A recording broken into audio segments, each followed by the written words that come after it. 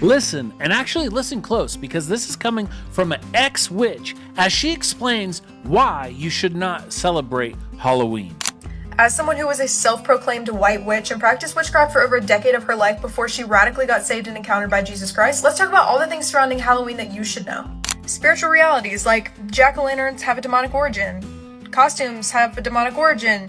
Trick-or-treating has a demonic origin. Let's talk about the spiritual reality that weeks, months before Halloween, witches and warlocks are walking the streets of your neighborhood taking back spiritual territory. Let's talk about the spiritual reality that witches and warlocks go into these stores and they curse every single piece of candy, every costume, and every piece of decor that you're going to bring into your home. Let's talk about the spiritual reality that Halloween is the most demonically charged day of the year and that witches, Satanists, occultists, New Agers, warlocks prepare for this day all year round. Let's talk about the spiritual reality that the Church of Satan has an intent behind the costumes you put on your children to swap their identity in the spirit even just for one night a year. Let's talk about the spiritual reality of the rituals, the seances, and the sacrifices that are performed before Halloween to prepare the spiritual atmosphere before this day. I mean, there's so much that I could talk about as somebody who was in witchcraft, who was doing these things, seeing these things, that I could tell you without a shadow of a doubt is true and a spiritual reality. And I intend to.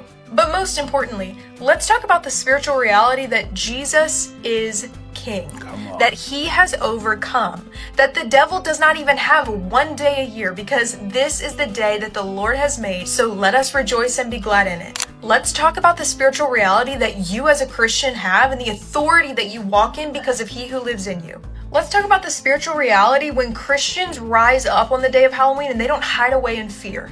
Come on. And I was saying, listen, because this isn't someone just saying, oh, they're just being religious. No, this is someone who actually walked that lifestyle, who actually participated in some of these things, and now has been radically transformed by Jesus Christ and is saying, look, guys, this is actually what we were doing on that side. This is what we were participating in. This is what's actually happening in the spiritual world.